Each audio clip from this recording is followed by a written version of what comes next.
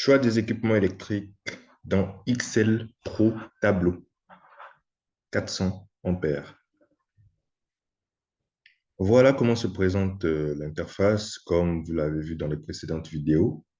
Donc, au moment de l'ouverture de XL Pro Tableau, vous avez cette interface. Ensuite, là, nous allons nous consacrer au choix des équipements afin de pouvoir avoir une idée sur le tableau électrique ou le coffret électrique que nous souhaitons avoir. Donc, à l'extrême gauche, en vertical, vous avez les modules. C'est-à-dire que là, on va se concentrer sur le module nomenclature uniquement. Ensuite, dans la deuxième colonne, vous avez nomenclature. Là, vous allez faire le choix de tous les équipements dont vous avez besoin. Ensuite, vous avez la troisième colonne où c'est écrit désignation, référence, quantité. Là, c'est après avoir choisi un équipement, vous verrez la désignation de l'équipement, vous verrez la référence qu'on appelle, d'autres les appellent code. Voilà, donc ça dépend. Vous verrez le code et vous verrez la quantité.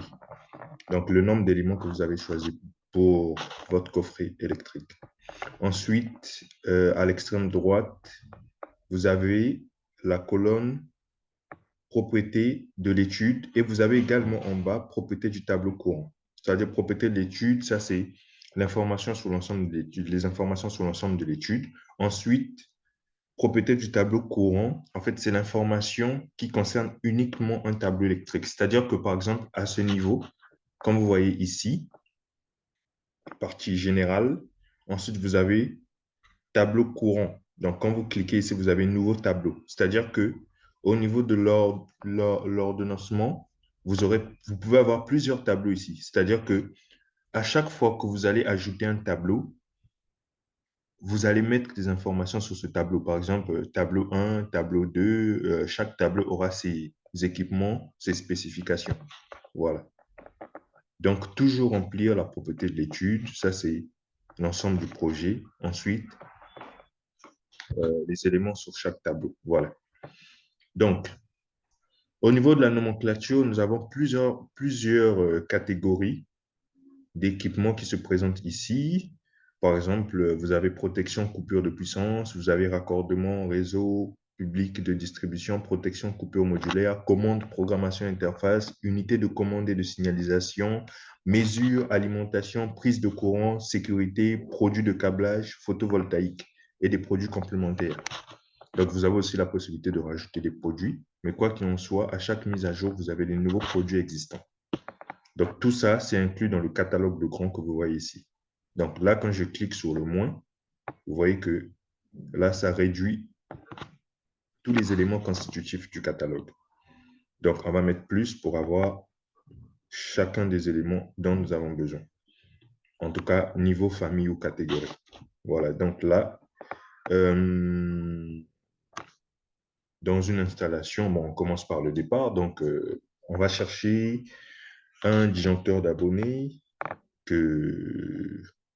qui sert de protection générale. Donc, on va voir protection, coupure de puissance, raccordement, protection modulaire. Donc, on va vérifier donc protection, coupure de puissance. OK.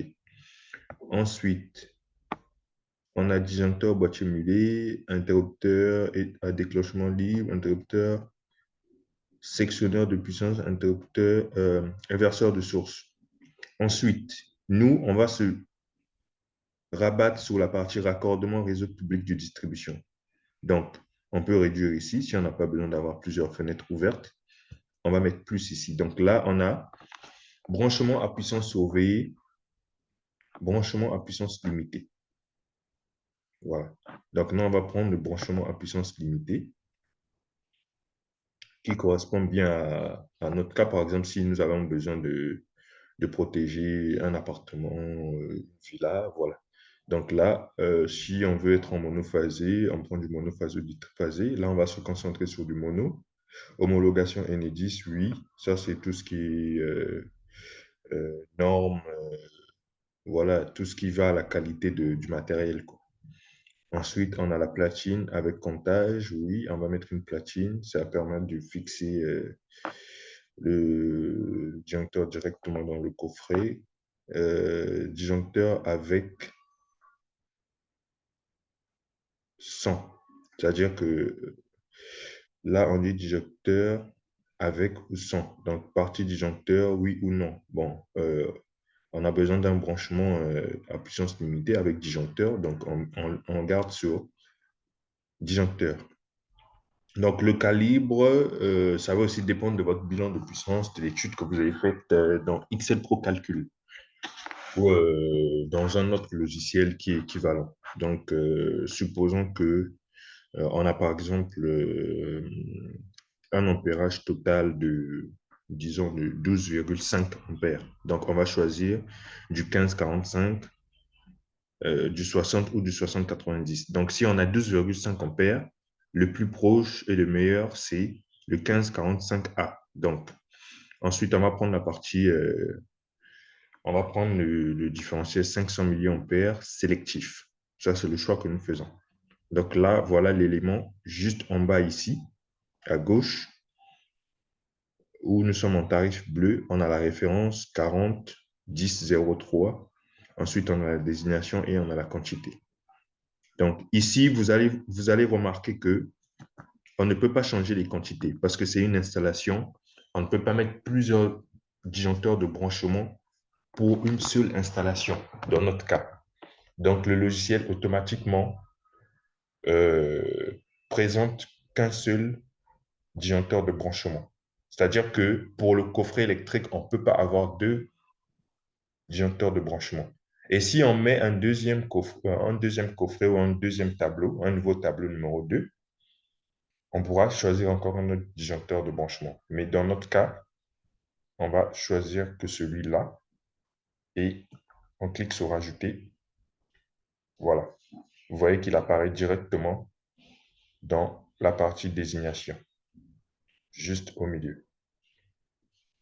Si on met un plus là pour avoir des détails, voilà ce que ça précise. Disjoncteur d'abonnés bipolaire, c'est-à-dire deux pôles, 15-45 ampères, 500 milliampères pour la partie différentielle et sélectif. Voilà.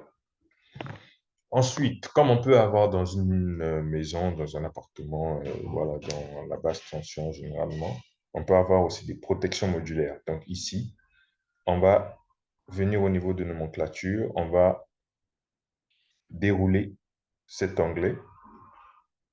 Ensuite, nous, on aura besoin d'interrupteurs différentiels, en tout cas, et des disjoncteurs modulaires. Donc, on va commencer par les interrupteurs différentiels pour suivre l'ordre. Donc, nous sommes en monophasé, on prend des deux pôles. Voilà, 25 ampères, côté calibre. Supposons que nous avons une installation avec un premier répartiteur, c'est-à-dire qu'avec cet interrupteur différentiel qui sera en tête, un répartiteur qui est assez chargé, qui a plusieurs circuits en plusieurs circuits qu'il doit gérer. Donc, la norme NFC 1500 nous autorise jusqu'à 7 circuits, si je ne me trompe pas, 7 à 8, mais normalement, ça doit être 7 si je ne me trompe pas. Vous pouvez vérifier. Donc, on va prendre du 63 ampères. Ensuite, on a un différentiel AC en alternatif. On va le prendre en différentiel, 30 milliampères recommandé par la norme NFC 1500. Et là, c'est le type de connexion qu'on aura au niveau des bornes du disjoncteur ou de l'interrupteur plutôt sectionneur. C'est-à-dire qu'on peut prendre du vis-vis, c'est-à-dire qu'en amont et en aval, c'est vis-vis. Ensuite, on peut prendre du vis auto, c'est-à-dire que là, en amont, on a des vis et en bas, on a des bornes automatiques où on va directement clipser le câble. Voilà. Ensuite, on a du vis auto encore. Donc, nous, on va prendre du vis-vis qu'on rencontre couramment. Voilà. Et un porte-étiquette avec, qui est très important pour le repérage. Très, très important le repérage. Très important. Deux modules, voilà. C'est-à-dire que deux modules, voilà, ok. Ça, c'est par rapport à au rail, c'est-à-dire que vous verrez tout à l'heure, je vais vous en parler.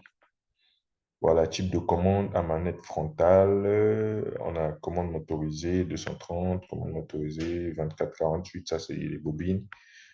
Quand on veut que tout soit automatique, voilà. Donc on a du verrouillage, non, on n'a pas besoin de ça. Auxiliaire de déclenchement, non, on n'a pas besoin. Contact auxiliaire, non, on n'a pas besoin. Voilà. Signal de défaut, non. Voilà, les accessoires, non, on n'a pas besoin de ce reste-là. Donc on va prendre vu qu'on a pris du 63 ampères, on va prendre un seul interrupteur différentiel. Et là, vous allez remarquer, la fenêtre ne se ferme pas. Donc, pour éviter de vous casser la tête, c'est pas nécessaire de refermer la fenêtre. Vous pouvez continuer à choisir vos interrupteurs différentiels vu que vous êtes encore dans cette partie. Donc, on va continuer toujours avec des 2P. On va prendre du 25 ampères cette fois-ci. Pour le reste, on prend la même chose, côté sensibilité, côté type de connexion et le reste. Donc là, on va prendre par exemple deux de 25 ampères. Voilà, on ajoute.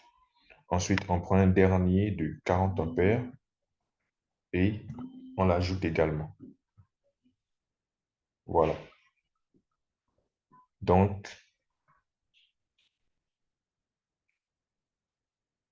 je crois qu'on l'a ajouté déjà. On va fermer ici. Voilà. Donc, voici comment se présentent nos éléments après avoir fait le choix.